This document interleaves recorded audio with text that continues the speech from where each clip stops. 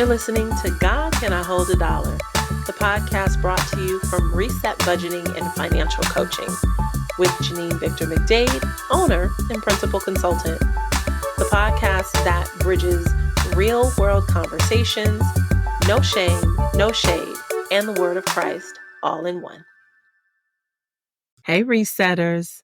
Happy Thursday to you. Actually, it's early Friday, so this episode will come across early Friday.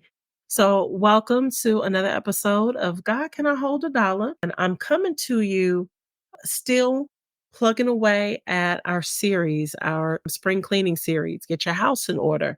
We talked about 401ks and just the basics about your 401k plans, best ways on how to make sure that you fund those. And if you have a 401k that's provided by your employer, how do you keep up with inflation? How do you keep up with making sure that you're continuing to contribute into those accounts?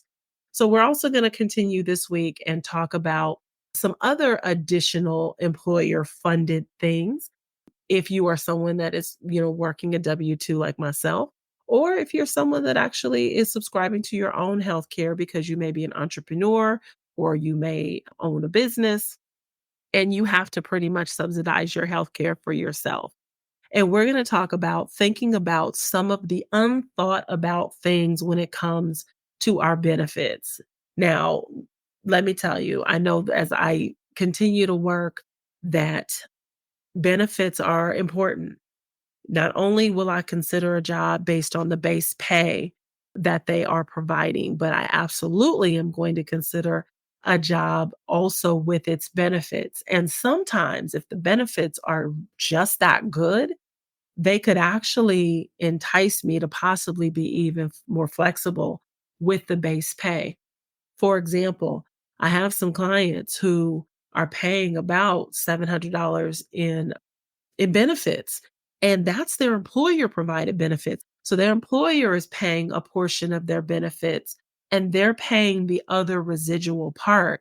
And if it's just two of them, to be honest, if it's just my client and their partner, but it's a $700 a month expenditure.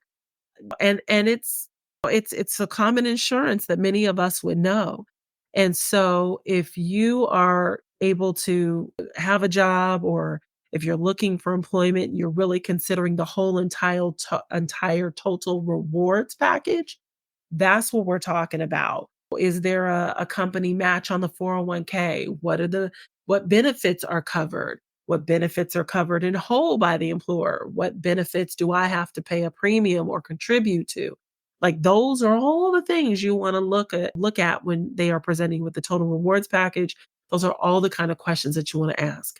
So I want to talk about the basics, what we expect out of our employer, and that is your medical, dental, and your vision.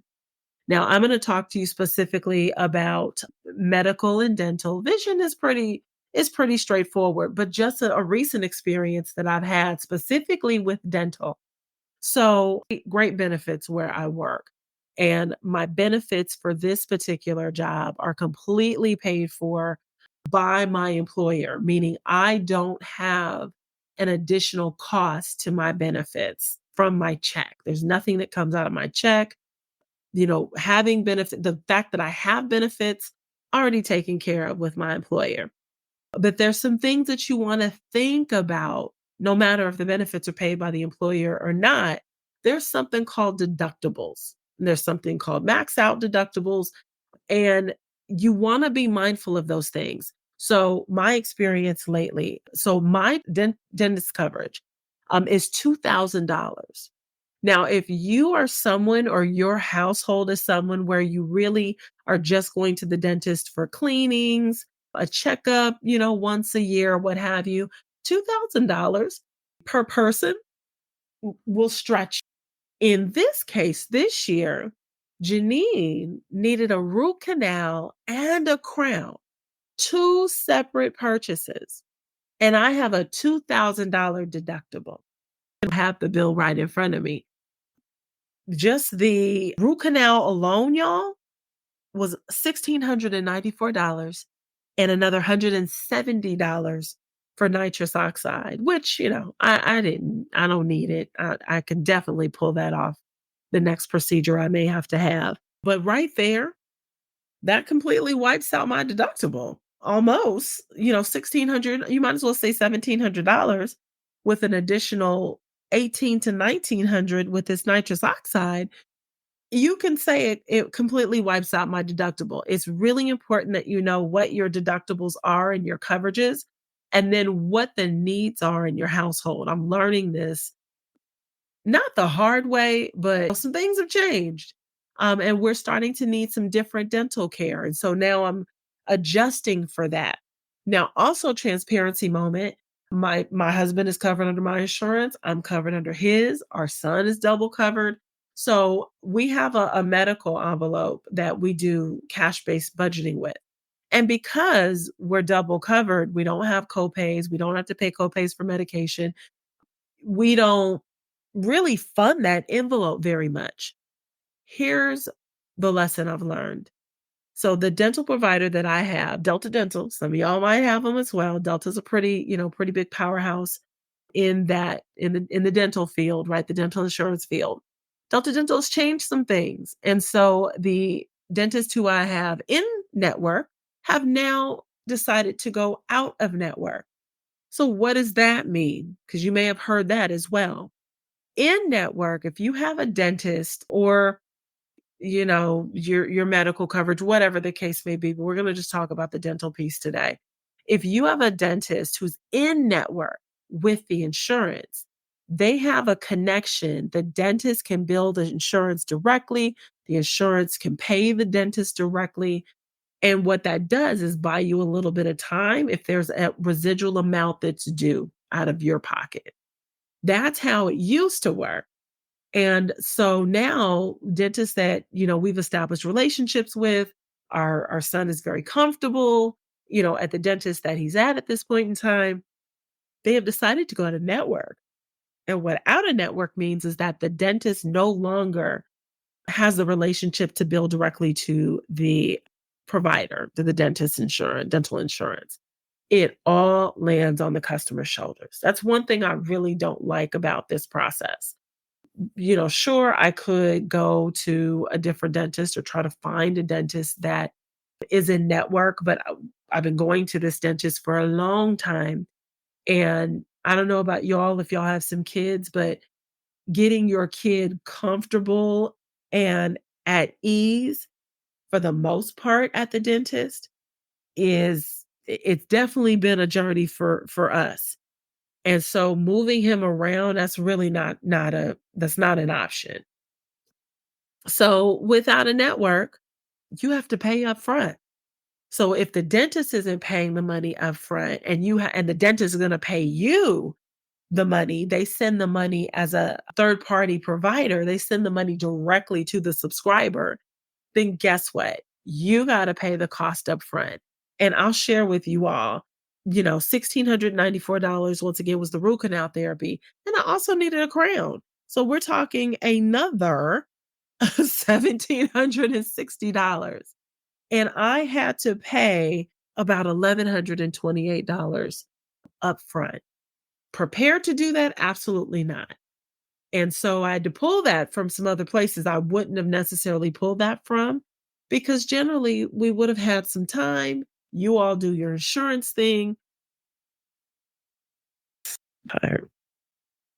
And you let me know where I fit into the equation. And normally, even if there was a little bit of money that was due, it was pennies on the dollar, right? It wasn't impactful. So now that these changes have been made, y'all, like this is impactful that now you may, if you find yourself in the same predicament that I did, you may have to be prepared to pay up front if you are not willing to forego your long relationship with your provider, if you're not willing to move dentist offices. Some people are. Some people are like, we'll go through the pain and we'll just find someone. So I'm going to go with who I know has given us really great care. And I'm going to manage the expectations of having to pay up front. And we are going to front load that medical envelope since we are doing cash budgeting in this household. We'll front load that medical envelope with money. We weren't, like I said, we weren't really doing it before because we were finding we really weren't using it. But now you never know. There may be, who knows? You know how things go with families, kids, and teeth. You can have a toothache one day out of the blue. You never know. But what I do know is that whatever I have to do this year, I've got to check and see how much money is left before we max out our deductible on my husband's side, because mine is completely maxed out. So if there's something that I have to have done. And so knowing that and being knowledgeable about that is going to prepare me to be prepared financially if something else happens. As we speak, y'all, I'm feeling a little something on the left side. I don't, I'm not really feeling that right now, but I'm like, okay, come on now. I might have to log into this website a little sooner than later to see how much is left on my deductible through my husband, because my deductible is done. My max out, my cash value of my benefits for dental is done. Like, get something done on January 1st because we not fooling with you. We not fooling with you up until December 31st at 12 midnight. But anyway, y'all, I just wanted to give you that. I know we've gone through the spring cleaning series and I went into a lot of detail on good benefits, been talking to you all about the 401k. I find that this is a topic that really isn't talked about very much. Like we talk about, well, we really don't talk about benefits. There's just an expectation you're going to get some. But how do you maximize? How do you plan around? How do you really strategically think about how can I use my benefits to the best possible degree that is going to be financially advantageous for me and my family? And so this session here is trying to fill that gap for y'all. All right, that's the episode. Be blessed, y'all. It is Friday, so have an amazing weekend. Praise Him today for allowing us to wake up, to be able to engage and talk to each other today, just for allowing us to give us one more chance. Let me not lie. Give us 2 more, 3 more, 7 more, 10 more, 100 more chances to get it right, not only financially, but in life in general. I love you all. Stay safe, and we'll talk soon.